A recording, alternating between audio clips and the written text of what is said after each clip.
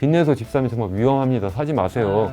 우리 정부에서는 빚내서 집사라고 하는 정책을 계속 쓰고 있으니까 정책이 지금 엇박자가 나고 있는 상태잖아요. 한국은행은 한국은행대로 충분하게 금리를 올리지 않고 있다고 저는 생각을 해요. 올해는 0.7명 밑으로 떨어지지 않을까 싶은데 이거는 정말 우리 대한민국 역사 초유의 사태뿐만 아니라 전 세계적으로도 이런 일이 있었을까.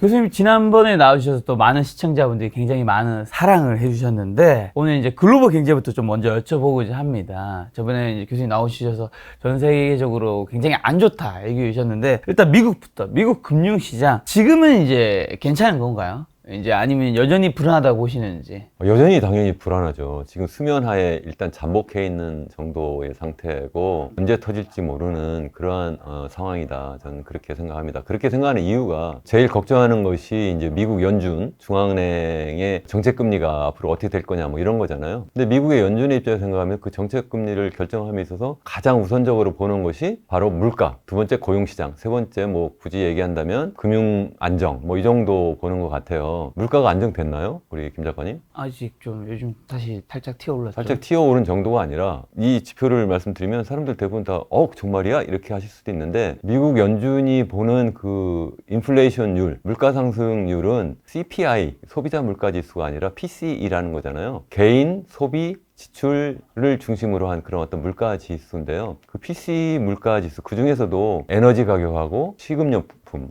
요 물가를 제외한 소위 얘기하는 근원 PCE 또는 코어 PCE 물가 지수를 보고 그 인플레이션이 어느 정도가 이렇게 판단을 하고 있는데 그 코어 PCE가 최상단에 있을 때가 언제냐면 2022년에 얼마냐면 5.4%였어요. 그러면 가장 최근 지표가 언제냐면 2023년 7월인데 4.2%예요. 그게 무슨 얘기죠? 5.4%에서 4.2%로 2.2%밖에 떨어지지 않았어요. 다시 말씀드리면 그동안 연준은 2022년 3월부터 시작해가지고 그 정책금리를 최상단으로 볼 때 0.25에서 5.5까지 올린다고 올렸는데 그동안 물가를 거의 잡지 못했다는 거예요. 아직도 지금 목표금리 2%에서 무려 2%포인트 이상 높이 있잖아요. 이제 4.2%라니까요. 꽤 높은 상태고 또 최근에 원유 가격도 지금 다시 막 뛰어오르고 있잖아요. 원유 가격 생각해보면 WTI, 그러니까 텍사스 원유 가격으로 생각해보면 최고점에 올랐을 때가 언제냐면 2022년 6월이거든요. 그 당시에 배럴당 한 120달러 정도 됐어요. 그것이 올해 6월 가니까 얼마까지 떨어지냐면 한 65달러까지 떨어진 거예요. 거의 절반까지 떨어진 거예요. 그것 때문에 물가가 전반적으로 좀 떨어진 것처럼 보였는데 PCE도 약간 거기에 영향을 받긴 했었어요. 그러다가 최근에 어떻게 됩니까? 이게 다시 또 치어 오르죠. 그래서 이 70달러 선이 아니라 80달러 선도 넘고 지금 85달러도 지금 넘고 있잖아요. 그래가지고 지금 연말에 이거 뭐 100달러까지 간다는 사람들도 있는데 정확하게 모르겠지만 그래도 적어도 동절기로 이렇게 지금 계속 가면서 에너지 수요가 더 늘어나잖아요. 당연히. 그러면서 원유 가격이 더 상승할 수도 있겠다. 그렇게 생각한다면 코어 PCE 뿐만 아니라 일반적인 그 우리가 얘기하는 헤드라인 CPI나 헤드라인 PCE로 볼 때도 더 크게 지난 6월에 비해서 도리어 물가가 상승하는 모습으로 이렇게 계속 나타나기 때문에 연준 입장에서 생각하면 뭐 지금 물가가 아직 잡지도 못했는데 이걸 뭐 내리거나 아니면 현재 상태 계속 유지하고 있는 것이 지금 안전하다 이렇게 보지 어려울 거다 같다 저는 생각을 하고요. 더군다나 또 하나 보는 것이 바로 고용시장이잖아요. 고용시장은 실물 경제인데 실물 경제 어떻습니까? 탄탄하잖아요. 아직 약간 요즘 고용시장에서 약간 실업률이 약간 늘어나는 정도로 보이긴 하는데 그래도 뭐 실업수당 청구 건수라든가 이런 거 보면 아직도 굉장히 탄탄한 모습을 보이고 있어요. 그렇게 탄탄한 모습을 보이고 있고 GDP 성장률도 거의 완전 고용 상태 계속 유지를 하고 있는 거예요. 그러니까 연준의 입장에서 생각하면 자기들의 생각하는 어떤 인플레이션 타겟의 근처까지 가지도 못했고 내려가지도 못했을 뿐만 아니라 그리고 또 우리 실업 쪽도 보면 실업률, 고용시장이 아직도 견조한 상태인데 이런 상태에서 어떻게 하겠어요? 저라면 지금 연말까지 최소한 한 번 정도 정책금리를 당연히 올리지 않을까 그렇게 생각을 하고요. 올린 다음에도 당분간 계속 그런 상태를 유지를 할 거라는 거죠. 그렇기 때문에 어떻게 할 거냐는 거예요. 보통 지난 시간에도 제가 말씀드렸는데 이 통화정책은 시차가 존재해요. 이 시차 때문에 당장 무슨 뭐 금리를 올렸다 아니면 통화량을 줄였다 해가지고 그 실물 경제에 갑자기 영향을 주지 않는다는 거예요. 다시 말씀드리면 뭐 물가라든가 아니면 실업에 그렇게 금방 영향을 주지 않는다는 거예요. 그럼 언제부터 금리 올렸습니까? 2022년 3월부터 올렸잖아요. 0.25%에서 올리기 시작했는데 그래서 5.5까지 올렸다고 그랬는데 실제 2.5까지 올린 것이 언제냐면 지난해 7월이에요. 한 2.5 정도 되면 이제 정책금리가 좀 높은 수준이 되네. 그때부터 서서히 제 생각에 실물 경제에 영향을 조금씩 주기 시작하려고 할 거라고 생각을 해요. 그때부터 보면 한 지금 1년 막 이제 지나고 있는데 우리가 보통 얘기할 때 그 정책의 어떤 시차가 보통 1년 내지 1년 반 정도 이렇게 걸린다고 보거든요. 그러니까 지금 서서히 정책의 효과가 나타나고 있는 시점이다. 시작 시점이다. 이제 막 그런 시점이라서 앞으로 좀 더 심각한 그러한 어떤 경기 침체가 올 수도 있고 또 이것이 금리가 좀 더 높아진다면 그게 물가도 잡힐 수도 있을 거다. 이렇게 생각을 하는 거예요. 다만 이제 그 과정에서 어떤 문제를 우리가 예견할 수 있느냐 하면 이 소위 얘기하는 금융시장이 불안해질 수가 있는 거예요. 마치 우리 그 2000년대 닷컴 버블 꺼질 때도요. 그때도 지난번에도 말씀드렸다시피 그때도 항상 정책금리를 계속 올려요. 자산시장이 너무 불안정하다. 아까 제가 세 번째 말씀드렸잖아요. 연준이 실업도 보고 물가도 보지만 자산시장이 안정적인가도 보잖아요. 그럼 자산시장이 불안정한 상태니까 금리를 조금씩 올리기 시작하거든요. 금리를 올리는데 이게 1999년 6월부터 올리기 시작해서 2000년 6월까지 이렇게 계속 조금씩 이렇게 올리는데 올리는 동안에도 계속 물가도 뭐 거의 변화가 없었고 고용도 거의 변화가 없었고요. 그리고 GDP 성장률도 계속 완전 고용 상태를 유지하는 정도의 굉장히 높은 수준의 그런 경제 성장을 유지하고 있었고요. 더군다나 소위 얘기하는 주가 지수도 굉장히 안정적일 뿐만 아니라 도리어 막 계속 뛰어 올라요. 그냥 나스닥 기준으로 보면 금리 올리기 시작한 시점부터 최고점까지 거의 2배 가까이 막 뛰어 오르거든요. 그래서 뭐 당시 뭐 2,500에서 한 5,000 근처까지 막 이렇게 올라가요. 그러다가 꺼지는 게 언제냐면 2000년 3월에 꺼지거든요. 3월에 꺼졌는데도 불구하고 요새 많이 얘기하잖아요. 데이터를 보고 얘기하겠다. 확신이 들어야지만 이제 금리를 조정하는데 언제부터 조정하냐? 3월이 아니라 꺼지니까 주가는 떨어지지만 금방 또 내리지도 않아요. 정책금리는 2000년 후반기부터 시작해가지고 서서히 좀씩 내리기 시작을 하는데 그만큼 늦게 움직인다. 다시 말씀드리면 이 무슨 중앙은행에 있는 그 연준 인사들이 소위 FOMC라고 그래가지고 Federal Open Market Committee 그러니까 거기서 이제 통화정책을 결정을 하는데 거기에 있는 이사회 위원들이 전지전능한 그러한 사람들이냐 그렇지 않다는 거예요. 계속 정책의 실수를 계속 하게 되고 다시 말씀드리면 무슨 상황이 전개되면 좀 늦게 시작을 하고 또 그 늦게 시작한 통화정책이 시차를 가지고 천천히 실물 경제에 영향을 주고 그래가지고 영향을 줘가지고 또 사실 무슨 상황이 벌어지면 또 뒤늦게 또 거기에 또 대응하고 이러면서 어떻게 보면 경기 안정화하는 것이 아니라 경기를 불안정하게 하는 그런 상황이 전개될 수가 있다. 그래서 2023년 3월에도 생각해 보시면 뭐 퍼스트 리퍼블릭이나 아니면 뭐 실리콘밸리 뱅크나 뭐 부도 상황이 막 벌어지잖아요. 그 당시에는 중소지방은행이고 그래서 지금 쉽게 그걸 덮었는데 그 뒤에도 계속 금리는 지금 올리고 있고 또 계속 이 시차가 지금 계속 이제 충분히 시간이 지나게 되면 더 이상 기업들이 참을 수 없는 상황이 되잖아요. 처음에는 뭐 좀 금리가 올라도 내가 그동안 내가 갖고 있는 유보하고 있는 그러한 자금도 있고 하니까 어느 정도 버틸 수도 있죠. 그러다가 이제 실물 경제 그래서 이제 점점 매출도 줄어들고 그러니까 고용도 우선 당장 유지하고 있다 조금씩 줄일 수 있는 상황이 될 수 있고 실제 실리콘밸리에 있는 테크 기업들은 지금 많이 지금 고용을 줄이고 있잖아요. 가장 먼저 움직이는 그런 테크 기업들이 그런 상황이 서서히 나타날 것이다. 그래서 저는 2000년 닷컴 버블 꺼질 때도 그랬고요, 사실은. 그리고 또 2008년 글로벌 금융위기 때도 그렇고 그때도 똑같았어요. 그때도 계속 금리를 막 올리고 있는데도 불구하고 실물 시장도 굉장히 좋았고 자산시장도 막 좋다가 어느 순간에 확 꺼지고 버리거든요. 그게 꺼지면 그게 실물 경제에 뭐 고용도 나쁘고 뭐 경제 성장률 나빠지고 이렇게 되면서 이제 금융위기, 경제위기 뭐 이렇게 확산되는 상황이 되고요. 설사 그렇지 않더라도 이것이 외부 효과가 있어서 특히 이제 이머징 국가들, 소위 얘기하는 신흥 국가들에게 막 계속 영향을 주는 거예요. 왜냐하면 고금리 상황이 되니까 특히 이제 신흥국들은 자금을 해외에서 많이 빌려가잖아요. 그것도 달러 표시된 그러한 채권이잖아요. 그러니까 결국은 이게 뭐 금리는 높아지고 또 달러 가격이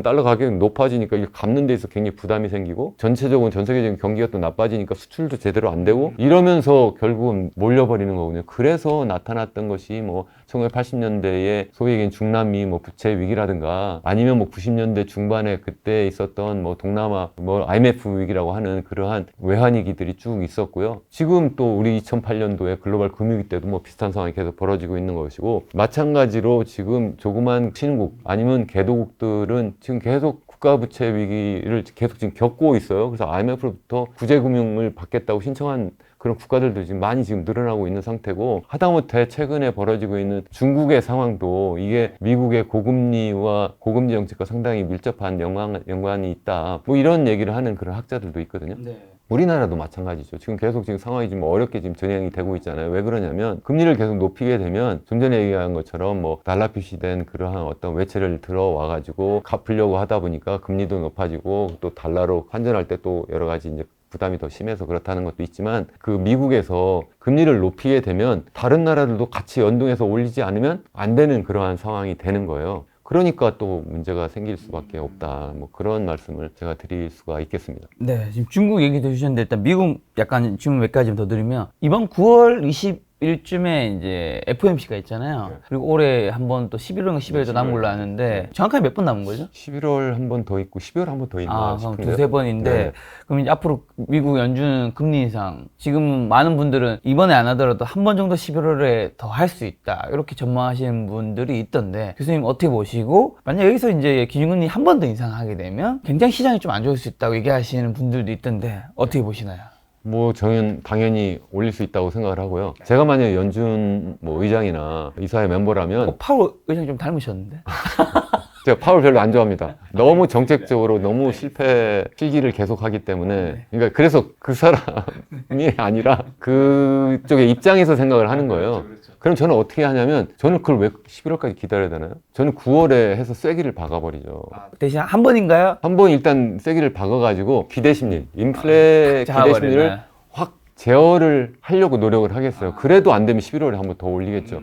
이렇게 해야지. 사람들은 지금 뭐 시장에서는 11월에 올리고 9월에는 그냥 쉬어갈 거야 그런데, 그 이유가 뭐예요? 나 잘 이해가 안 돼요. 아까 말씀드린 것처럼 실물 시장도 굉장히 탄탄하고, 거기다가 지금 도리어 물가가 튀어 오르고 있는 상황인데. 근데 올해 한 번 쉬었다가 그 다음에 올린 적이 있지 않나요? 지난번에도 쉬었죠. 그래서 네, 이번에 그러니까 또 그런 것처럼 이번에도 그러니까 그렇게 그때 쉬었는데 지금 다시 이제 물가가 뛰어 오르고 있잖아요. 그러니까 아, 이건 아니에요. 그래서 지금 다시 이걸 마치 뭐 이런 거 두더지 잡는 뭐 이런 거 있잖아요. 지금 어떻게 보면 올라올 때마다 이렇게 하는 게 아니라 아예 못 올라오게 처음부터 쐐기를 확 박아버리는 게 맞지 않을까요? 개인적으로 그렇게 생각합니다. 그럼 연준이 목표로 하는 물가 2%까지 가는 게 쉽지 않다고 보시는 것 같네요. 쉽지 않죠. 그거는 연준의 어떤 통화 정책이 좀 일단 시작도 늦었을 뿐만 아니라 미온한 정도로 하고 있는 것 같아요. 그러니까 지금 아까 말씀드린 것처럼 쉬지 말고 좀 확 해버려야 되는데, 그래서 기대심리를, 인플레 기대심리를 확 잡아주는 것이 굉장히 중요한데 그걸 제대로 못한다 하는 것이 있고요. 설사 이걸 계속 이렇게 해가도 과연 정말 물가 상승률, 인플레이션 타겟 그 2%까지 내려갈 수 있을까? 저는 안 내려갈 거라고 생각합니다. 적어도 한 1, 2년 최소한 중국 경제가 완전히 폭락하지 않는 한, 폭망하지 않는 한 그렇게 되지 않을 거라고 생각을 하는데, 왜 그러냐면요. 우리가 그 소위 그 초저 인플레이션, 소위 2% 이렇게 막 그 인플레이션율을 계속 유지했던, 그리고 또 디플레이션을 도리어 막 걱정했던 그 시기는 정말 역사적으로 보면 아주 예외적인 시기였어요. 그렇게 됐던 이유가 뭐냐면, 첫 번째는 전 세계적인 서로의 하나의 시장이 됐던 거예요. 소위 얘기하는 세계화, 글로벌라이제이션이 되면서 세계가 하나로 묶이니까 전 세계에서 가장 세게 생산된 것이 전 세계 시장에 공급이 된 거고, 또 생산하는 방법도 가장 저렴한 생산 요소를 저렴하게 생산할 수 있는 곳에서 만들어 가지고 이제 공부할 수 있었던 것이고요. 또 그것이 어디냐면 또 중국이었어요. 마침 중국이 이제 1979년부터 시작해서 본격적으로 78년 말 이제 그 결의를 거쳐서 79년부터 이제 본격적으로 개혁 개방을 하면서 저렴한 노동력 가지고 싸게 물건을 만들어 가지고 이제 세계 시장에 내놓기 시작했잖아요. 본격적으로 하기 시작한 것은 뭐 90년대, 2000년대. 특히 이제 2000년 초에 들어가면 WTO에 가입도 하고 그러면서 전 세계에 소위 공장으로 이제 등장하면서 싸게 이제 물건도 공급한 것도 두 번째 요인이고요. 세 번째는 1970년대 뭐 우리 기억하는 두 차례 그 원유 파동이 있었잖아요. 그거는 뭐 중동에서 주로 이제 원유를 생산해서 세계에 공급하는데, 거기서 오펙을 결성하고 그러면서 이제 가격을 뭐 2배, 3배 막 계속 올리니까 그게 전 세계적으로 이제 생산비가 높아지고, 그래서 이제 스태그플레이션, 또 경기 침체를 가져왔는데, 이게 이제 2000년대 들어오면서 미국에서 두 번째 제2의 석유 혁명이라고 할 정도의 획기적인 채취 방법이 상용화된 거예요. 그게 바로 뭐냐면 셰일 오일.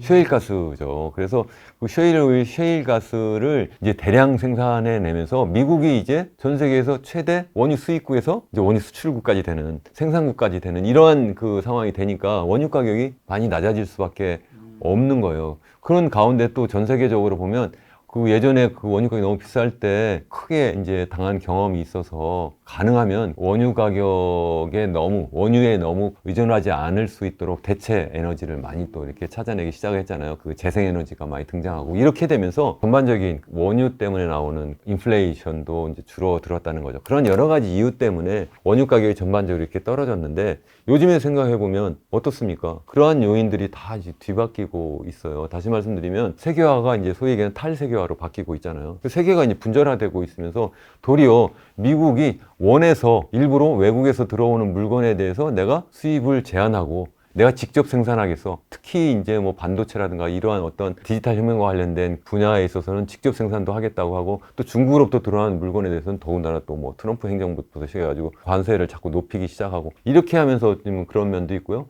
또 지난번에 코로나 상황이 터지면서 셰일 오일, 셰일 가스 생산이 많이 줄어들었는데 다시 이제 많이 이제 회복이 되긴 했지만 옛날처럼 막 획기적으로 뭐 늘리지 못하는 상황이 또 있는데 이제 또 새로운 상황이 뭐냐면 전 세계적으로 기후 위기가 이제 완전히 이건 진짜다. 그래서 우리 대체 에너지를 찾아야 된다. 그래서 화석연료를 더 이상 쓰면 안 된다. 이런 상황이 돼버리니까 어떻습니까? 그러니까 이제 정말 신재생 에너지를 써야 되는데 아직도 화석연료보다는 가격이 높거든요. 근데 어쨌든 글로 전환하지 않으면 안 돼요. 2050년까지 우리 어떻게든 탄소 중립을 하자. 이렇게 국제사회가 합의가 되어 있는 상태이기 때문에 그쪽으로 전하는 상황에서 에너지 가격도 전반적으로 높을 수밖에 없다. 뭐 이런 상황이 막 계속 전개되고 또 중국은 중국대로 최근에 뭔지 디플레이션 상황이 뭐 되긴 하지만 수출 자체가 잘 되지 않는 상태에서 그 계속 가격을 낮추는 효과가 과연 얼마나 있을까. 그래서 여러 가지 효과가 동시에 나타나면서 당분간은 최소한 몇 년 동안 타겟 인플레이션율은 2%까지 가기는 상당히 힘들지 않을까 제 생각은 그렇고요. 그래서 지금 당장 이것을 뭐 목표 인플레이션율을 뭐 2%, 뭐 3% 올리자 이런 얘기 있잖아요. 저는 궁극적으로 올릴 수 있다고 생각을 합니다. 다만 지금은 못 올리죠. 지금 만약 올리겠다 그러면 어떻게 돼요? 기대 인플레이션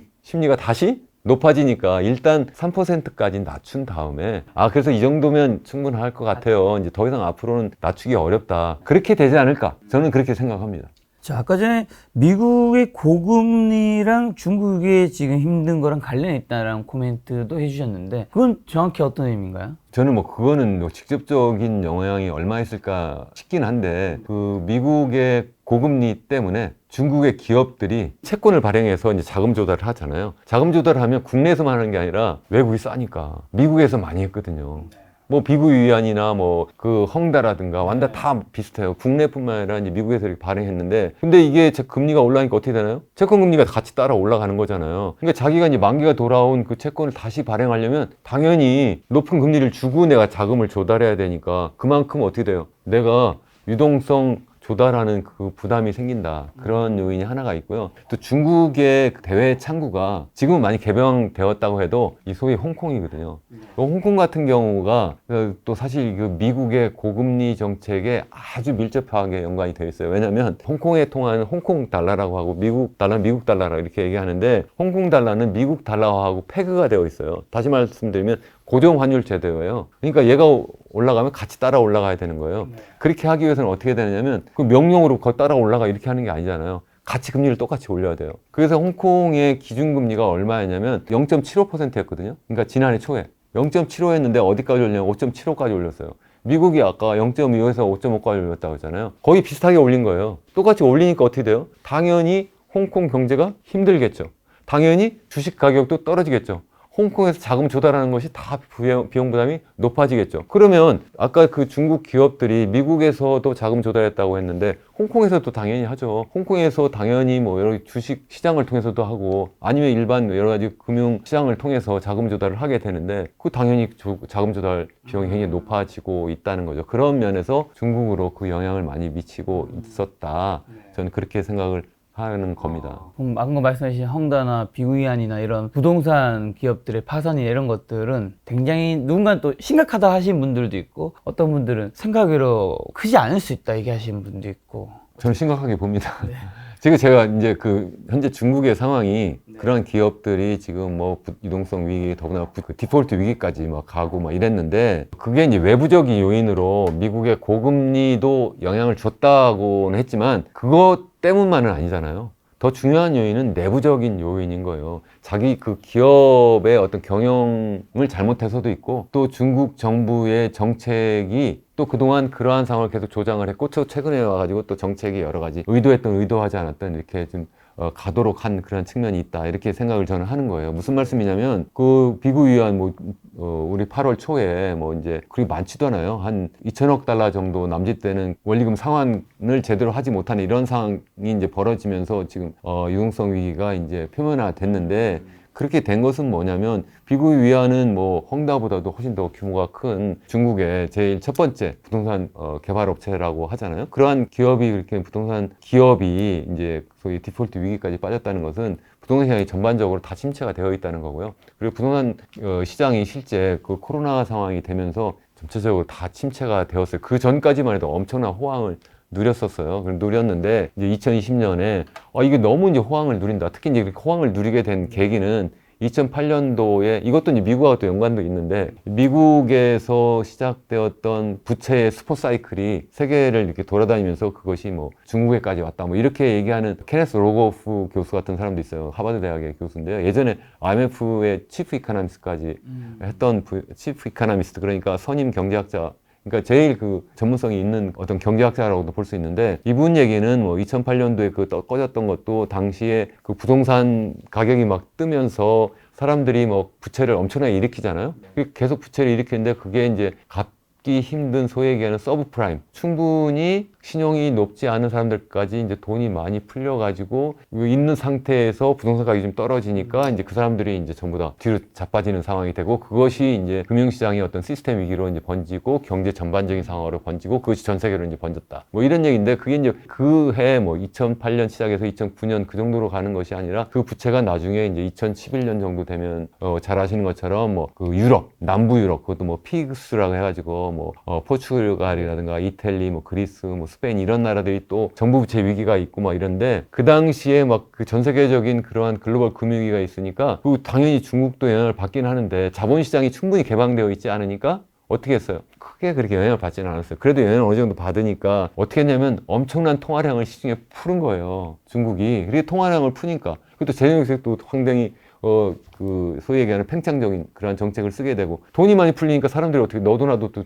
자산시장에 이제 돈을 이제 투자를 하기 시작한 거예요. 돈을 넣기 시작한 거죠. 그래서 주식 가격도 뜰 뿐만 아니라 주택 가격이 막 뜨기 시작하죠. 주택 가격이 뜨니까 사람들이 이거 뭐야 하니까 또 더 많이 담비죠. 또 그렇게 되니까 당연히 홍대라든가 완다라든가 비구현 이런 기업들이 그때 막 크기 시작한 거예요. 그러면서 막 부동산 가격은 뛰고 이게 너무 많이 뛰어가지고 전 세계에서 보면 그 나라의 GDP 대비 뭐 그 부동산 가격이 뭐 몇 배냐 그러니까 뭐 1인당 뭐 소득에 비해서 또 몇 배냐 뭐 여러 가지 이제 지표가 있을 수 있는데 그 어떤 지표로 보든지 간에 이게 너무 지나치게 많이 올랐다. 또 너무 단기간에 가계부채도 많이 올랐다. 뭐 이런 얘기를 하는 거고요. 그렇기 때문에 이것이 더 이상 지탱할 수가 없는 상황까지 갔다고 걱정하는 차에 마침 2020년에 가니까 이제 무슨 일이 벌어졌는가 하면 시진핑 3기에 들어서면서 공동부유론의 기치하에 내세운 정책이 뭐냐면 사회 양극화를 불러오는 그 원인을 찾아보니까 크게 세 가지가 있더라. 하나는 뭐냐면 이 테크 기업들, 그 중에서도 소위 얘기하는 인터넷 플랫폼 기업들이 사회 양극화를 좀 불러일으키더라. 그래서 뭐 여러 그 테크 기업들이 많이 그때 이제 그 철퇴를 맞았잖아요. 그리고 또 하나가 뭐냐면 소위 사교육 시장이 이게 문제가 있다.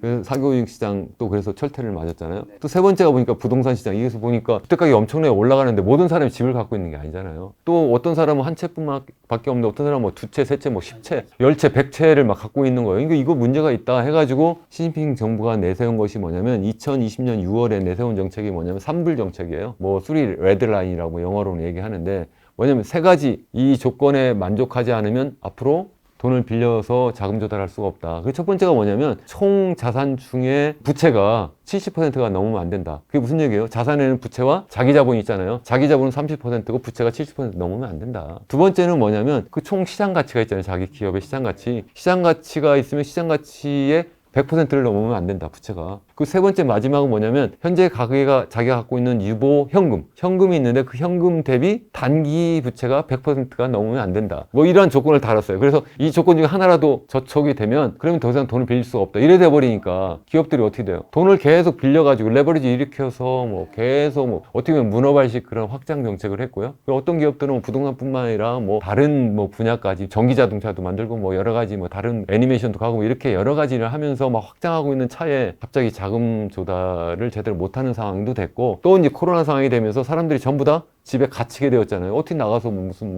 모델하우스를 가서 내가 무슨 뭐 쇼핑을 할 수 있어요. 뭐 아무것도 못 하잖아요. 또 경기는 경기대로 침체가 되고 이러니까 부동산 가격이 막 떨어지기 시작해요. 그러니까 부동산 가격이 가격대로 떨어지고, 거기서도 우리나라랑 비슷하게 선분양 제도를 막 이렇게 하고 있는데, 그래서 분양도 안 되고 있는 상황이고, 근데 내가 그러니까 돈을 더 빌려야 되는데 빌리지 못하는 상황이 되니까, 그래서 뭐 홍다 사태가 그래서 2021년 말에 터지기 시작을 했고, 그러면서 여러 가지 그 부동산 개발 회사들이 터지고 자금 조달하는 그러한 회사들도 최근에 와가지고 또 문제가 되고, 뭐 이런 계속 연속적으로 나타나고 있다는 겁니다. 자, 그럼 이제 한국으로 좀 넘어와서 한국의 경제 성장률이 굉장히 이제 많이 떨어진 걸로 알고 있는데, 현재는 지금 어떤 상황이고 향후는 이제 2024년부터는 좀 나아지나요? 지금 계속 지금 미국도 좀 어렵다고 그랬고, 중국도 좀 어렵다고 했는데, 중국을 제가 얘기하다 보면 이거 뭐 묻은 개가 뭐 얘기하는 것 같은 그런 생각이 들 정도예요. 그러니까 중국보다 우리나라가 상황이 지금 아직 터지지 않은 것처럼 보이지만 더 좋아 보이지 않아요. 자, 일단 그럼 이거부터 정리하고 가시죠. 미국, 중국, 한국 어디가 가장 힘든 위험한 상황인 건가요? 근본적으로 보면 우리나라가 미국보다 더 힘들다고 생각합니다. 우리나라가 일단 1순위고 중국은 시스템 위기가 있거든요. 계획경제에서 새하위주의 시장경제로 바뀌었는데, 시장경제가 최근에 자꾸 퇴보하고 있어요. 거기에다가 이제 시진핑이 더 강한 그러한 어떤 독재 권력을 계속 유지하려고 하는 그러한 정책을 쓰면서 도리어 이제 자꾸 이제 퇴보하고 있어서 그 정책의 어떤 경직성? 그것 때문에 나오는 어떤 문제가 있을 수 있는데, 우리나라는 그래도 자유시장 경제를 계속 유지를 하고 있잖아요. 그러면 이제 면에 있어서는 중국보다 낫지만 성장 잠재력이 계속 퇴보하고 있거나, 아니면 어떤 부동산 시장에 있어서 어떤 버블이 그동안 컸거나, 아니면 가계부채가 그동안 뭐 키워온 그러한 상황을 보면 중국보다 더 그러한 면에서는 더 나쁘다. 저는 그렇게 생각을 합니다. 어떻게 보면 한국과 중국은 둘 다 힘든데 위험한 이제 종류가 좀 다른 거고, 그렇죠. 그나마 미국이 좀 한국과 중국보다 나은. 그럼 다시 이제 한국 어쨌든 경제 성장률가 이제 좀 나아지는 건지. 근데 경제 성장률 한번 볼까요? 경제 성장률 올해 보면 1분기에 0.9%, 그러니까 지난해 동기에 비해서 성장했고요. 2분기도 0.9% 성장했어요. 그리고 올해 목표가 얼마냐? 목표라고 안 하죠. 요새 전망치라고 하죠. 그래서 정부에서 전망하는 것도 한 1.4%, 한국은행도 한 1.4% 한다고 하는데, 그걸 만들려면 어떻게 해야 돼요? 하반기에 1.8%를 성장을 해야 되는 거예요. 실제 한국은행은 그렇게 해서 1.8% 성장할 거라고 그렇게 전망치를 내고 있어요. 자, 0.9% 성장하다가 1.8% 성장하려면 어떻게 그게 가능하죠? 쉽지 않을 것 같은데요. 이게 그렇게 가능하려면 우리 그 GDP를 구성하는 요소가 소비가 있고요, 투자가 있고요, 정부 지출이 있고 순수출이 있어요. 한국은행이 전망하는 거는 소비도 좋아지지 않을 거라고 보고 있어요. 전반기에 비해서. 도리어 나빠질 거라고 보더라고요. 그리고 투자도 좋아지지 않을 거라고 보고 있어요. 그 투자는 속에 보면 소위 얘기하는 그 기업들이 하는 설비 투자라든가 지적 자산 투자, 그러니까 연구개발 투자가 있어요. 그런 투자도 그렇게 딱히 좋아지지 않을 것 같고, 또 하나 투자가 뭐냐면 건설 투자예요. 그럼 부동산 시장이 확 좋아지지 않는 한 건설 투자도 안 좋아질 거잖아요. 그냥 이 전반적인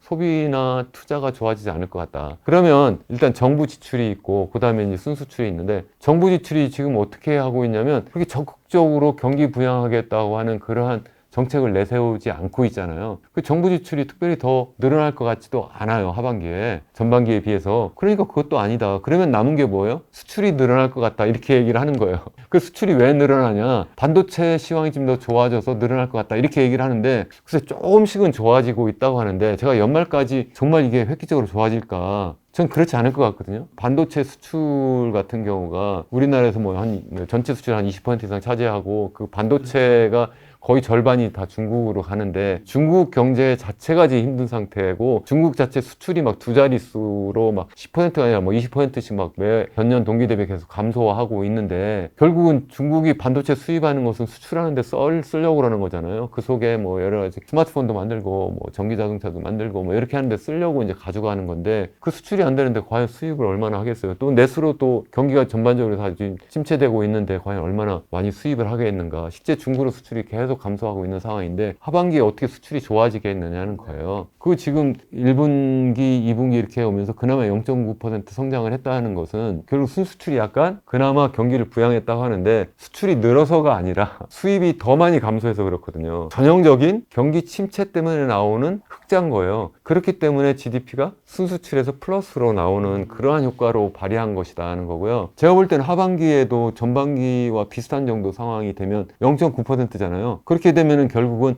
1% 미만으로 떨어질 수 있지 않을까. 실제 그럴 가능성이 크다는 것이 일단 중국 경제가 글쎄요, 상반기보다 더 좋아질까요? 저는 더 좋아질 것 같지 않거든요. 또 한 가지 그러면 원유 가격을 한번 생각해보세요. 원유 가격이 상반기보다 더 그럼 가격이 떨어질까요? 더 높아지고 있잖아요. 그럼 우리가 결국은 수입을 더 많이 해야 되잖아요. 그럼 순수출 효과가 그러면 GDP에 플러스로 나타날까요? 그렇지 않을 수 있잖아요. 그러니까 뭘로 그러면 경기가 더 전반기보다 더 좋아지는 상저하고 현상이 나타날 거냐는 거예요. 그렇지 못할 거다. 제가 오늘은 와가지고 자꾸 목소리가 높아지는데 정말 너무 걱정이어서.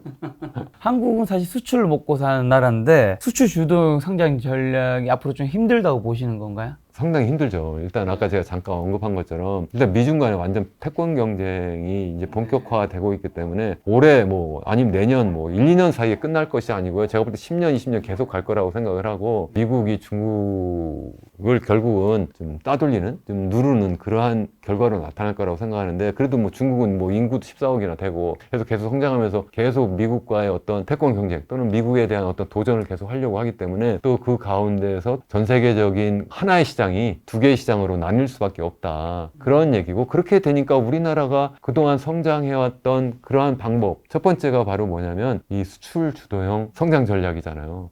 근데 수출 주도형 산업화 전략이 되게 힘들다는 거예요. 우리가 그동안 만들어왔던 글로벌 밸류 체인이 두 개로 나뉘어져 버렸잖아요. 그래 버리니까 어떻게? 그러니까 다시 말하면 우리는 그래도 우수한 노동력을 갖고 있어서 그 노동력을 이용해서 들여온 그런 원자재 거기도 약간 중간재까지도 이제 가져와서 좀 더 그걸 갖다가 고부가치 중간재를 만들고 또 그걸 가지고 또 중국에 수출하고 또 다른 뭐 베트남이나 이러한 또 아세안 국가에 수출하고 또 거기에서 그래서 그걸 조립 생산해서 이제 선진국 시장으로 팔고 뭐 이런 식의 어떤 밸류 체인 글로벌 공급망을 유지했는데 그것이 지금 끊어지게 되면서 지금 중국으로의 수출만 감소한 것이 아니라 아세안이 이제 우리나라의 두 번째 큰 시장인데 그쪽으로도 수출이 감소하고 있어요. 그래가지고 지금 굉장히 어려운 상황이다. 수출 시장이 녹록지 않다. 실제 우리나라는 전 세계에서 보면 너무 그 수출 시장이 다변화되어 있지 않아요. 그러니까 너무 소수에 집중화되어 있거든요. 그래서 뭐 중국에 너무 집중화되어 있고 그리고 이제 아세안 대표적인데 그다음에 미국, EU, 일본 뭐 이렇게 지금 집중화되어 있는데 근데 미국에 수출하는 것들은 사실 좀 계속 증가하고 있잖아요. 아니 우리나라에서 그렇게 올해 들어서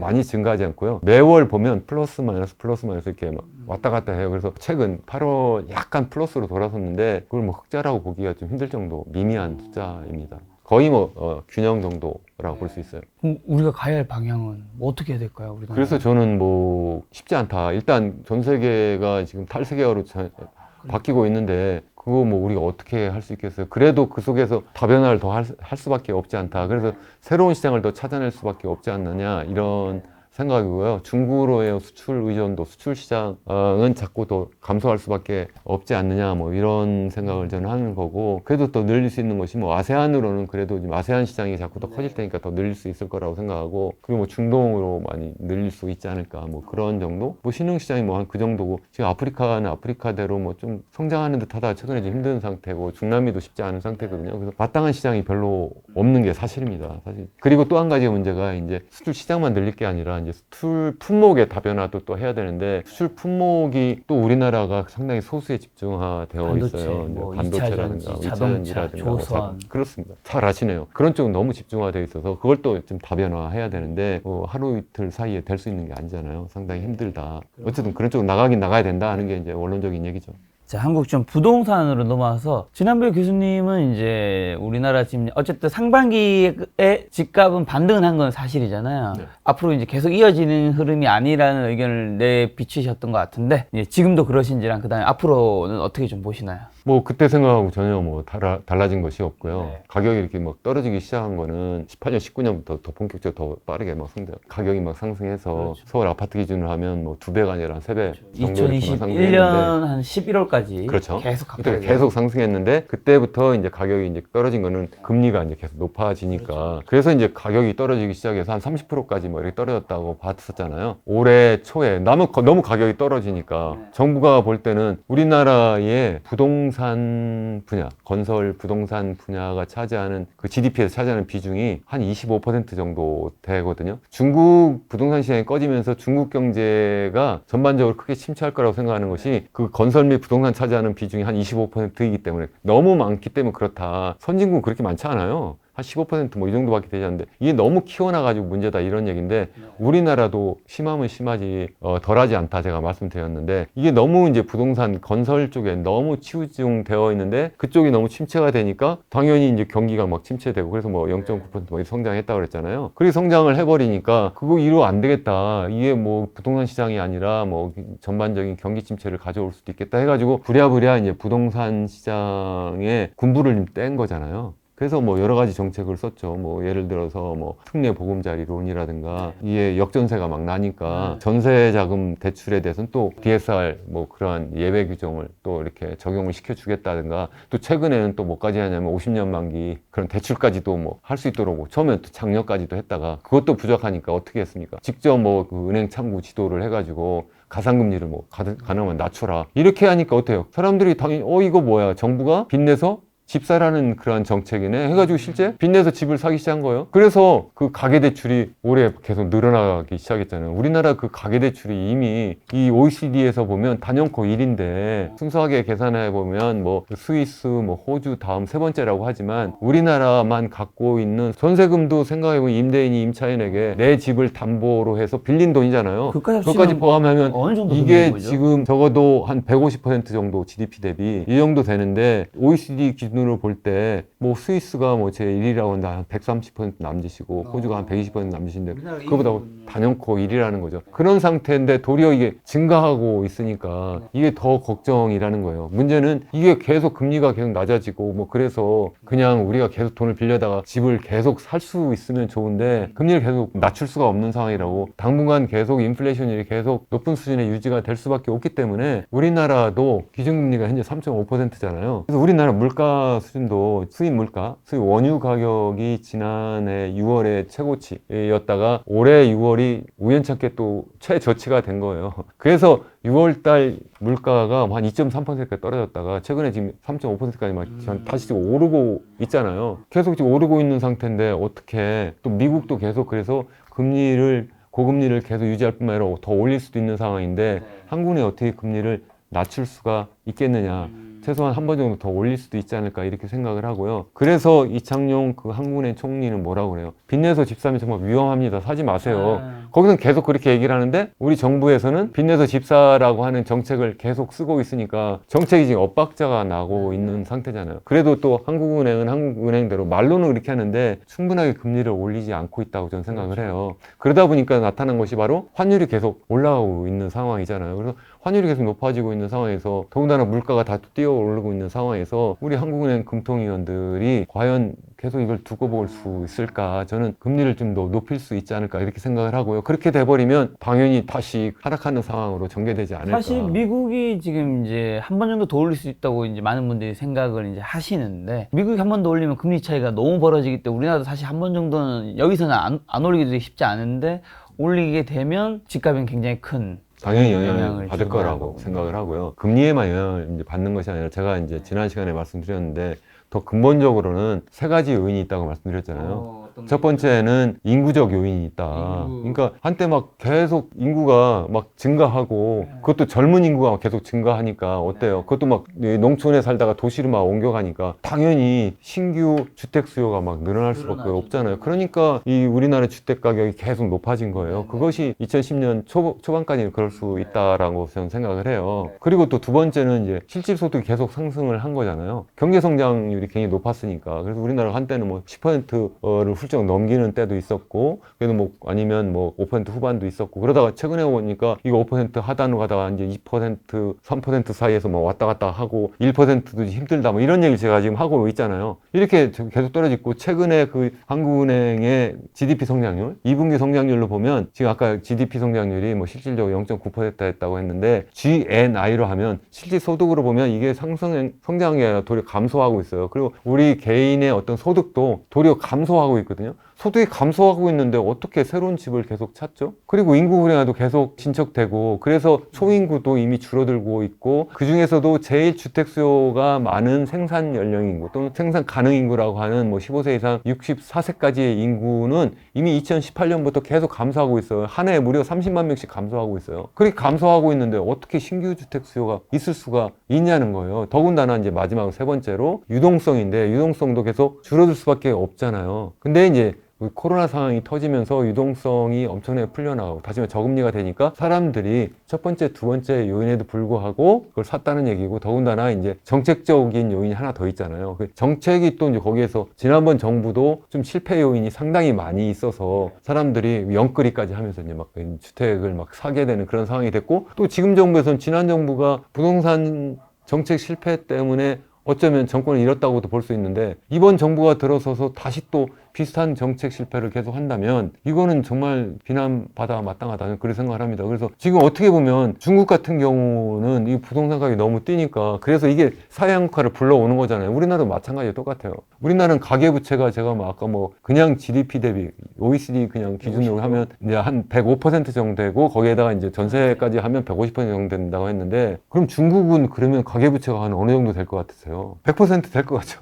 61%밖에 안 돼요. 얼마 되지 않아요, 거기는. 그런데도 부동산 버블이 커졌다고 보고, 또 실제 아미르 수피 이런 사람들은 시카고 대학 교수인데, 너무 빠르게 부채로 지은 집 뭐 이런 책도 우리나라에 번역돼서 나와 있습니다만, 이분은 뭐냐면 2015년부터 시작해가지고 계속 너무 빠르게 이 가계부채가 늘어났다는 거예요, 중국에서. 그래서 부동산 버블을 불러오고, 그래서 문제가 됐다는데, 거기서 또 하나 지적하는 나라가 어디냐면 한국이에요. 규모도 크지만 속도가 문제다, 이분이 이렇게 얘기하는데, 그 속도가 빠른 나라가 중국이고 한국인 뿐만 아니라 규모로 보면 중국에 비해서 2배 이상 많은 게 문제다. 근데 중국의 경우에는 가계부채는 상대적으로 양호한데, 거긴 또 문제가 뭐냐면 이제 지방부채예요. 지방정부 부채. 지방정부 부채가 이제 GDP 대비로, 거기에는 이제 그 보이지 않는 뭐 그림자 금융까지 포함하면 GDP 대비 한 120% 정도 된다고 보고 있거든요. 그런 문제 때문에 이제 부동산 정책이 이제 구조조정을 해야 된다고 보는데, 우리나라도 마찬가지로 계속 이렇게 가계부채 늘려갈 수 있어요. 이거는 우리의 미래의 속도를 계속 끌어오는 건데, 어떻게 계속 끌어갈 수가 있죠? 미래 누가 사갈 거예요? 누가 사줄 거냐는 거예요. 그리고 사람 인구도 늘어나지 않고, 그리고 실질 소득도 늘어나지 않는데 어떻게 사주죠? 제가 어제 우연하게 어떤 경제방송을 보니까 어떤 분이 그렇게 얘기를 하더라고요. 아, 그래도 1인 가구가 계속 늘어나니까, 그래도 가구 수가 계속 늘어나는 수요가 있다. 그렇게. 그 1인 가구가 그러면 우리가 보통 얘기하는 30평짜리 그런 아파트를 수요하나요? 아니죠. 아니잖아요. 그분들은 그냥 빌라나 이런 조금 오피스텔 이런 걸 수요하죠. 그런 거에 대한 수요는 좀 늘어날 수 있을 수 있어도, 보통 우리 가격 오르는 건 그런 분들이 수요하는, 그런 분들이 원하는 그러한 주택 가격이 오른 게 아니잖아요.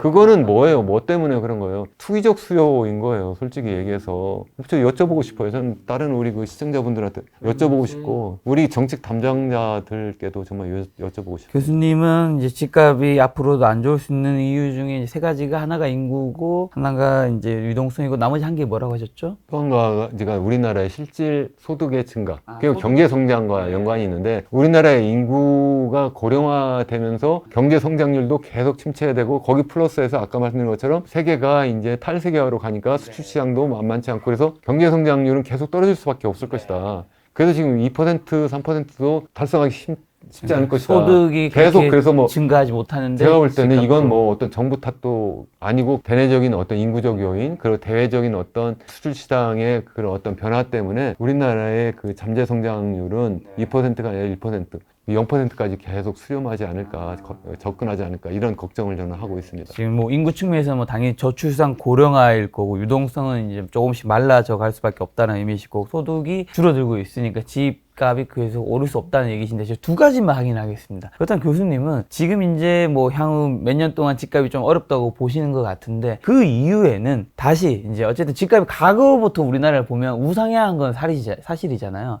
지금 몇 년 동안 힘들지만 그 이후에는 우상향한다고 보시는지 아니면 계속 이제 집값이 옛날과는 굉장히 다른 양상으로 갈 것이다. 요 질문 한 가지랑요. 두 번째는 전국적으로 다 그렇게 보시는지. 뭐 전국적으로는 그게 아니더라도 서울과 경기 같은 경우는 이제 워낙 사람들이 여전히 몰려드니까 서울은 그래도 우상향한다고 보시는지. 요거 두 가지 좀 여쭤보고 싶네요. 두 가지 그냥 한꺼번에 말씀드려도 될 것 네. 같은데 우리가 그동안 생각했던 뭐 부동산 시장의 불패, 신화는 끝났다. 그렇게 생각을 하고요. 결국은 그 균형 가격으로 수렴할 수밖에 없다고 저는 생각을 하거든요. 그 균형 가격은 저는 글쎄 한 2017년 정도 수준이 한 균형 가격이 아닐까 저는 그렇게 생각을 해요. 그때부터 제가 한 3배 정도 올랐다고 그랬잖아요. 서울 아파트 가격으로 보면. 그래서 그게 한 30% 빠졌다가 다시 또 거의 회복된 상황이니까 그럼 다시 그럼 3배 올라서 그리고 다 떨어져야 되느냐.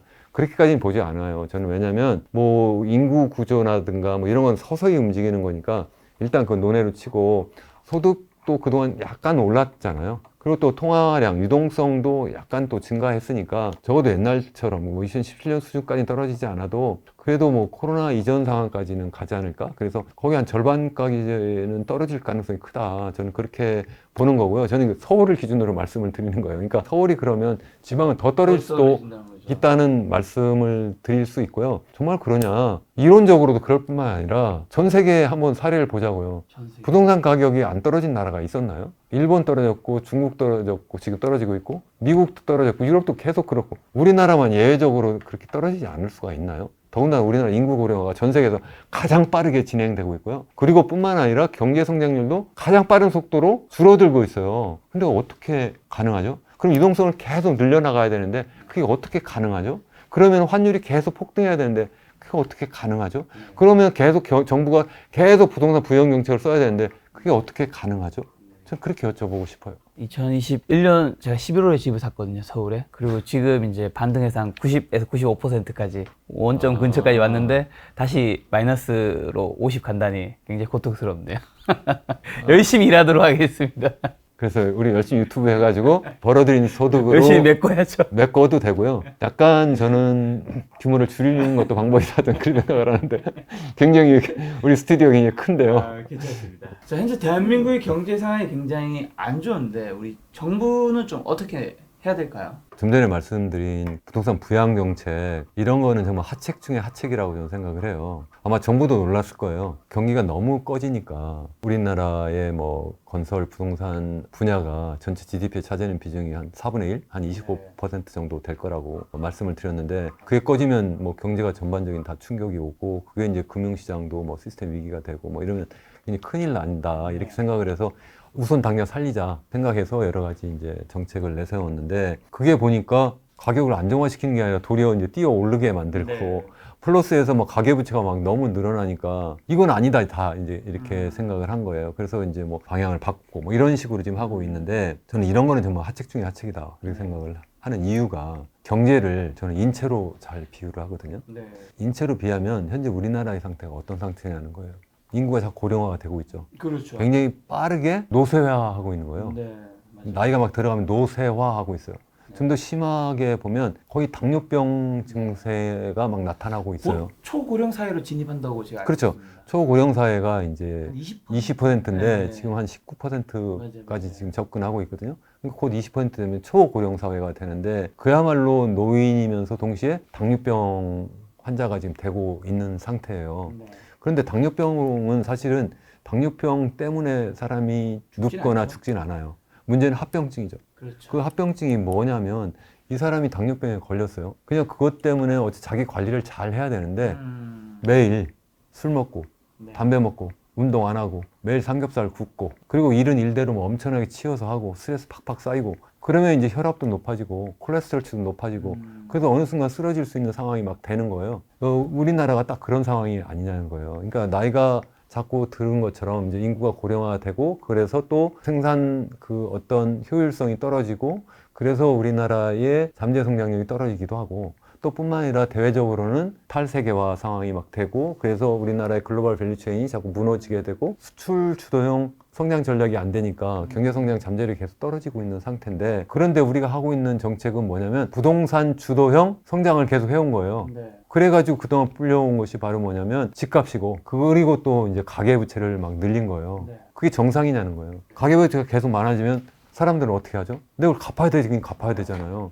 그럼 어떻게 돼요? 소비가 줄어들 수밖에 없어요. 그래서 이렇게 되면 대차 대조표형 불황이 된다고 하는데, 자기가 이렇게 이제 가계대출을 일으켜가지고 내가 아파트를 샀어요. 근데 아파트가 계속 오르면 그래도 내가 갚을 수 있는 여력이 생기는데, 어느 순간 이제 떨어지거나 이제 그 상태에 멈춰 있어요. 그렇게 돼버리면 어떻게 돼요? 내가 이제 빚을 갚아야 되는데, 그렇죠. 내가 그러면 당연히 위축될 수밖에 없죠. 그래서 소비가 줄어들어요. 그래서 그렇게 되면 이제 아까 대차 대조표 불황이 되는 거예요. 그래서 내가 전체 내 소득과 자산 중에 부채가 상대적으로 실질적으로 더 커지는 상황이 되니까 내가 소비를 줄일 수밖에 없는 상태고, 소비가 줄어들면 당연히 소비는 GDP에서 차지하는 비중이 우리나라 같은 경우에 한 48% 정도거든요. 절반이 소비예요. 그게 위축이 되면 당연히 경제가 성장률이 더 떨어질 수밖에 없다는 거예요.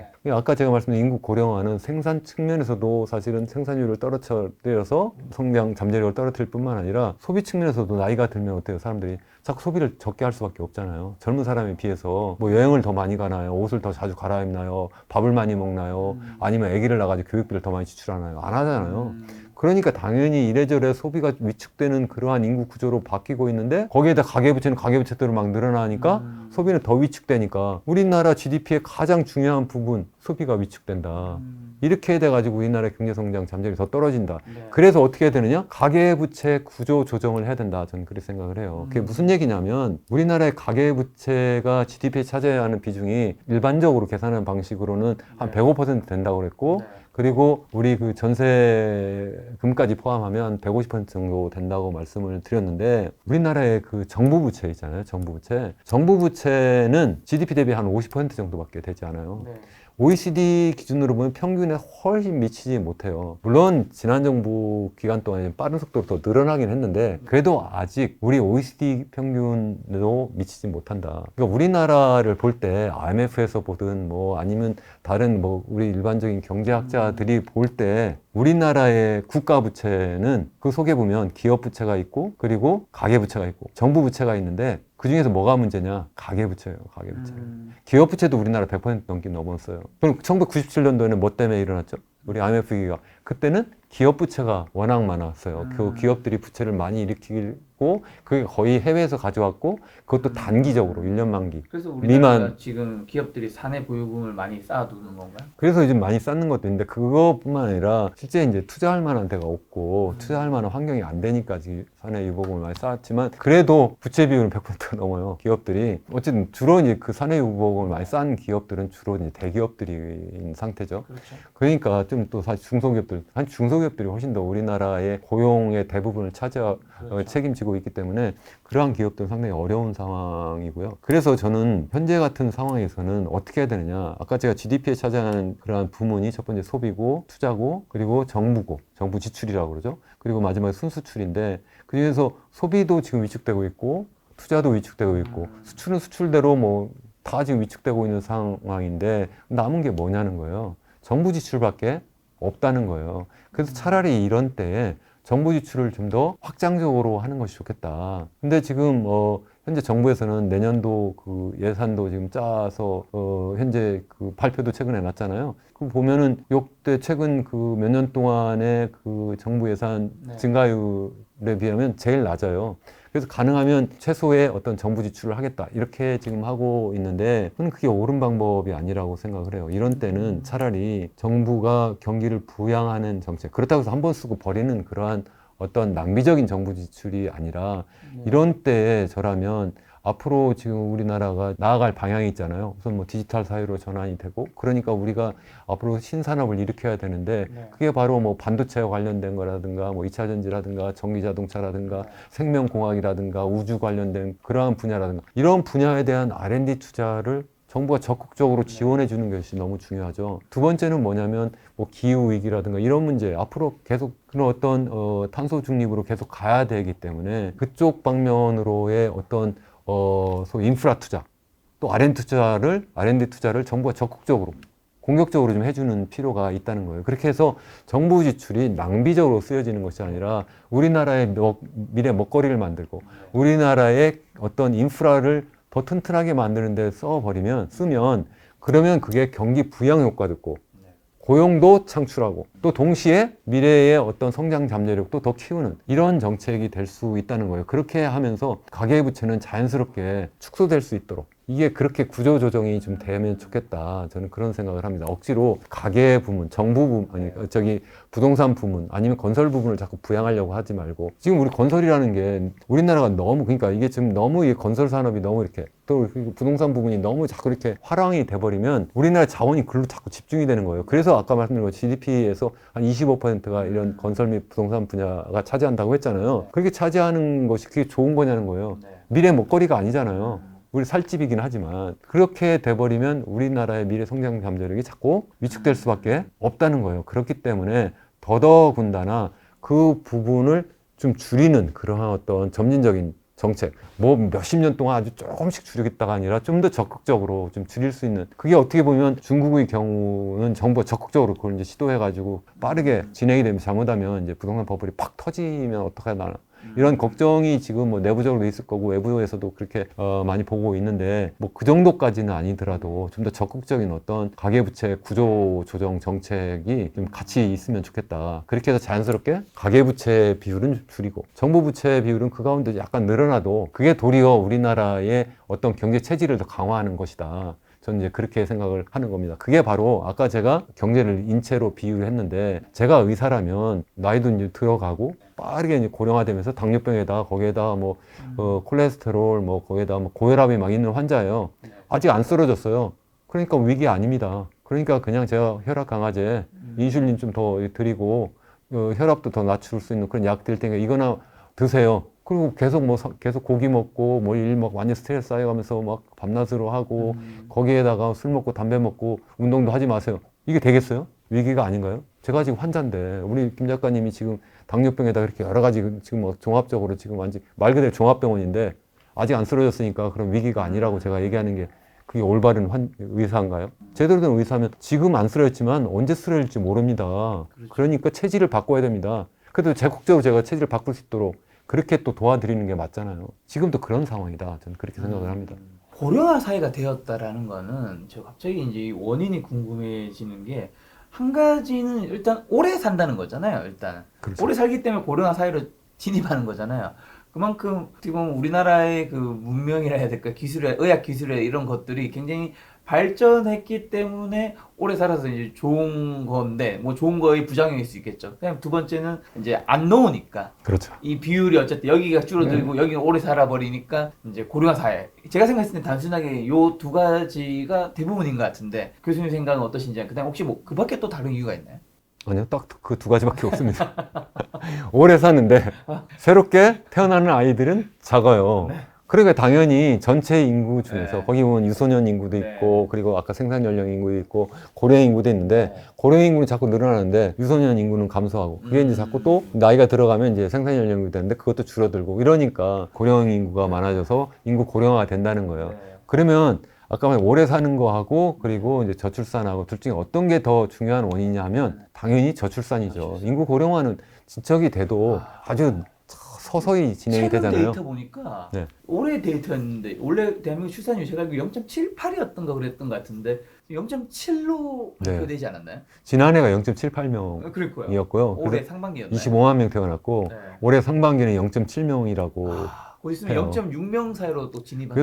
그래서 지금 올해 하반기까지 이렇게 생각을 해보면 올해는 0.7명 밑으로 떨어지지 않을까 싶은데 이거는 정말 우리 대한민국 역사 초유의 그러니까, 사태뿐만 일이죠. 아니라 전 세계적으로도 이런 일이 있었을까? 네. 없어요. 근데 다른 나라들도 사실 조금 더 저출산 가긴 하겠죠. 왜 우리나라만 유독 이렇게 심하죠? 우리나라 일본이 이렇게- 1.2명인가 3명인 걸로 네. 알고 있는데. 일본도 거의 그러니까 인구 고령화 진척 상황으로 보면 네. 가장 인구 고령화가 많이 진행되었다. 그래서 뭐 전체 인구 중에 65세 이상 인구가 한 30% 정도 된다. 이렇게 하는데 우리나라는 지금 한 18% 약간 이제 넘어가고 있다. 이렇게 말씀드렸잖아요. 거기에 비하면 낮지만 속도가 가장 빠르다. 그 이유는 일본은 한 1.3명 내외 정도. 근데 우리나라는 0.78명이었고 지난해가 올해는 0.7명으로 떨어지니까 얼마나 빠르게 진행이 되겠어요. 중국 같은 경우에도 인구 고령화가 굉장히 빠르게 진행이 되기 때문에 거기도 지금 아까 말씀드린 뭐 여러 가지 뭐 부동산 가격이 드디어 막 떨어지면서 뭐 부동산 부문에 있어서 건설 부문에 있어서 뭐 여러 가지 유동성 위기가 이제 경제 전반적인 위기로 막 번진다 이렇게 얘기를 하는데 중요한 원인 중에 하나가 또 뭐냐면 근본적으로 따지면 거기도 인구 고령화거든요. 인구 고령화 거기는 전체 인구 중에 한 65세 이상 인구가 한 14% 정도 돼요. 근데 거기도 일본보다 빠르게 인구 고령화가 진행되고 있어요. 왜냐면 거기도 출산율이 굉장히 낮아요. 그래도 우리나라보다 높아요. 1.09명. 우리나라는 0.78명. 왜 중국보다도 낮고 일본보다도 낮고 전 세계에서 가장 낮으냐면 이게 저때까지 얘기한 그런 경제적 요인이에요. 첫 번째는 뭐예요? 우리가 결혼하고 아기를 낳으려면 제일 처음 필요한 게 뭐죠? 집이죠. 또 두 번째는 뭡니까? 일자리가 있어야 되잖아요. 세 번째는 놓으면 이제 가르쳐야 되죠. 양육비. 김 작가님은 그걸 뭐 직접 뭐 깊이 연구를 직접은 안 하셨는지 모르지만 워낙 전문가분들을 많이 만나서 그러셨는지 정확하게 딱씩 보내줬어요. 그 세 개예요. 그러니까 첫 번째는 안정적인 일자리가 없는 거예요. 이 안정적인 일자리가 점점 줄어들고 있어요. 일자리가 청년 실업률이 뭐 중국 같은 경우도 뭐 최근에 뭐 6월인가 21.4%까지 됐다가 7월부터는 발표도 하지 않고 있다 했는데 우리나라도 만만치 않다 하는 얘기고 뿐만 아니라 우리나라는 일자리가 있어도 거의 뭐 임시직, 인턴 자리 뭐 이런 거잖아요. 계약직 뭐 이런 것들이니까 이거 뭐 안정적으로 내가 미래를 계획해서 뭐 결혼하고 아기를 낳을 수 있는 상황이 안 되는 거예요. 두 번째는 설사 내가 안정적인 일자리를 어떻게 구했어요. 근데 그 일자리 어디 있어요? 도시, 그것도 서울에 있어요. 거기 또 가보니까 집값이 막 수년 사이에 엄청나게 올라버린 거예요. 이건 내 평생 내가 아무 먹고 뭐 마시고 쓰지 않아도 그냥 모아도 뭐 이걸 뭐 몇십 년 동안 모아도 살까 말까 하는 상태고 계속 또 오르고 있어요. 그러니까 계속 모은다고 해도 그 사이에 또 쫓아갈까도 싶어요. 못 쫓아갈 것 같아요. 그러니까 집값이 또 막 천정부지로 높아지는 것이 또 두 번째. 세 번째는 또 우리나라의 그 교육비가 전 세계에서 또 가장 높아요. 이것도 뭐 지난 한 10여 년 동안 가장 빠르게 또 엄청나게 빠르게 한 2배 이상 증가했다고 하는데 그래서 뭐 대학 졸업시킬 때까지 한 3억이 드느니 4억이 드느니 막 이렇게 얘기하잖아요. 그러면 내가 아기를 하나 낳으면 3억이 든다고 하면 내가 벌어 들어가지고 얘한테 돈을 다 쓴다고 생각하면 하나 낳는 것도 힘들 뿐만 아니라 두 번째 애를 낳을 수가 있을까요? 굉장히 힘들다는 거죠. 그게 이제 세 가지고 하나 더 있어요. 여성의 입장에 생각하면 요즘에 여성도 대학 다 나오고 일을 하려고 하잖아요. 근데 내가 결혼하고 아이를 낳으면 경력 단절이 될 수 있다. 그렇죠. 내가 여러 가지 내 커리어에 있어서 불이익을 당할 것 같다는 생각이 너무 많이 드는 거예요. 현실적으로 그런 경우도 많고. 이 그 남녀 간의 어떤 성 역할의 어떤 차별성이 있다고 여성들이 느끼기 때문에 실제 또 그런 사례가 많이 있기 때문에 그렇다. 그래서 이 네 가지 문제를 해결하지 않으면 절대로 출산율이 높아지지 못한다. 저는 그렇게 생각을 하는 거예요. 그래서 첫 번째 다시 말씀드리면 어떻게든 안정적인 일자리를 우리가 정부가 만들어 줘야 된다. 두 번째는 집값을 안정시켜야 된다. 그것이 바로 우리나라 성장 잠재력을 또 키우고 그게 또 일자리를 만들고 두 개가 연관이 되어 있어요. 그래서 이 부동산 가격을 안정시키지 않으면 안 된다니까요. 그래서 계속 띄우면 이건 당장에 몰핀 하나 딱 주사 주는 거지. 그리고 양육비도 낮추지 않으면 안 된다. 그래서 우리나라의 정상적인 교육 시스템 이걸 또 바꾸지 않으면 안 된다는 거고 네 번째로 가능하면 이 남녀가 공평하게 이 아기를 키우고 직장 생활을 하고 자기가 어떤 일을 할 수 있는 그런 문화와 제도와 환경을 만들어 줘야 된다. 이제 그런 얘기입니다. 말씀드리니까 사실 이 임신과 출산은 이제 개인의 선택인 거잖아요. 그렇죠? 개인의 선택인데 문제는 다수가 이렇게 선택해버리면 안 놓는 걸 선택해버리면 이제 국가 입장에서는 크나큰 이제 벽에 이제 부딪히게 되는 거고 이제 전체적으로 굉장히 힘들어지는 건데 그래서 이제 말씀하신 대로 안정적인 일자리랑 집값, 양육비 사실 이런 게 굉장히 힘들기 때문에 임신과 출산을 안 하려고 하는 거잖아요. 저도 굉장히 공감하는 게 주변에도 이제 부자분들 있고 그다음에 이제 아닌 일반 분들 지인도 있고 막 비교해 보면 확실히 돈이 많은 여유가 있는 분들은 임신을 대체로 하고 싶어 하더라고요. 근데 이제 좀 형편이 조금 쉽지 않으면 안 하고 싶어 하는 현실적인 요소인 거죠. 이런 것들 좀 해결해 줘야지 그 개인의 선택도 자연스럽게 놓을 수 있는 방향으로. 아주 어르신 지적인데요. 예를 들어 세종시가 우리나라에서 출산율이 제일 높은 데 중에 한 곳이거든요. 반대로 가장 낮은 곳이 어디냐면 서울이에요. 서울. 그러니까 세종시는 주로 공무원들이 모여 있잖아요. 안정적인 일자리, 집, 이거 다 보장이 되고 있잖아요. 그러니까 상대적으로 출산율이 높고, 서울은 뭐 일자리 구하는 것은 어떻게 가능할지 몰라도 집값이 워낙 높으니까 이제 그렇다. 그래서 이 문제를 해결해야 된다. 그래서 제가 계속 주장하는 것이 종합적인 그러한 어떤 처방을 해야 되고, 이거 한 가지 문제가 아니기 때문에 이 종합적인 문제를 해결하기 위해서는 결국은 종합적인 정책을 계획하고 시행하고 관리하는 부서를 만들어야 된다. 그래서 기왕이면 우리 인구부를 만들어야 되겠다. 여성가족부가 되어 있는데 그걸 없애는 것보다는 그걸 인구가족부로 이렇게 좀 확대 발전시켜가지고 이런 문제를 종합적으로 다뤄서 거기에서 일자리 문제도 좀 여러 범부채적인 문제거든요. 그런 문제를 해결하고, 또 그리고 집 문제도 이 건설교통부의 문제가 직접적으로 되지만 이게 바로 인구 문제와 연결되기 때문에 거기서 또 같이 논의를 해서 계획을 만들고, 또 교육도 교육부에 그냥 맡길 문제가 아니라 이렇게 인구가족부에서 같이 하고, 그리고 마지막으로 남녀 간의 그런 어떤 성 역할부터 시작해서 그런 게 다 제도, 이게 다 연관이 되잖아요. 거기서 하면 좋겠다. 그래서 요즘에 와가지고 이제 발등에 떨어진 불이 되니까 여러 부처에서 막 이것저것 정책이 막 나오고 있어요. 난 그래서 이게 정말 정부 간에 정말 이게 같이 종합적인 그런 어떤 계획하에서 나오는 건지 좀 의심스럽거든요. 그래서 전체적으로 같이 해야 되겠다. 지금 현재 되어 있는 것은 저출산 고령사회위원회에서 지금 하고 있는데 이건 소위 그 비상임 조직이거든요. 그걸 갖다가 이제 실질적으로 이제 코디네이트 하는 것이 보건복지부에서 이제 인구정책실인가요? 거기에서 지금 하고 있는데, 장관 부서도 아니고 한 개 실에서, 아니면 어떤 비상임 위원들이 모여있는 그러한 위원회에서 이걸 주도해서 할 만한 그렇죠. 그 정도로 우리가 한가하지 않다. 하나의 부처가 딱 새롭게. 그래서 우리가 이게 저출산 문제가 호랑이라고 한다면 이게 막 도망가고 있잖아요. 이거 호랑이를 어떻게 잡아야 돼요? 계속 뒤쫓아가는 거예요. 그래서 막 호랑이 꼬리만 잡으려고 그러면 계속 더 빨리 도망가죠. 그걸 잡으려면 어떻게 해야 돼요? 앞에 가서 거기에서 기다려서 그물을 쳐가지고 잡아야 되잖아요. 그걸 할 때 어떻게 해야 돼요? 정말 이거는 종합적이고 적극적인 정책을 써야 되고, 거기에 비용도 들어갈 수가 있는데 이것은 사회적인 비용이 아니라 미래를 위한 투자다. 저는 그렇게 생각을 합니다. 그래서 그러한 정책을 좀 세워야 되겠다. 네, 저도 교수님 말씀을 들으니까 빨리 결혼을 해서 대한민국 출산율에 저라도 한 명이라도 빨리 보탬이 되겠다는 생각이 들었고요. 그리고 교수님과는 또 교수님이 이제 준비하신 4가지 뉴 노멀에 대해서 조만간 콘텐츠를 만들어서 다시 시청자 여러분 찾아뵙도록 하겠습니다. 오늘 만난 교수님은 이현우 교수님이었습니다. 지금까지 여러분의 소중한 시간 함께 해주셔서 정말 감사합니다. 오늘도 김 작가였습니다. 고생 많으셨습니다. 네, 감사합니다.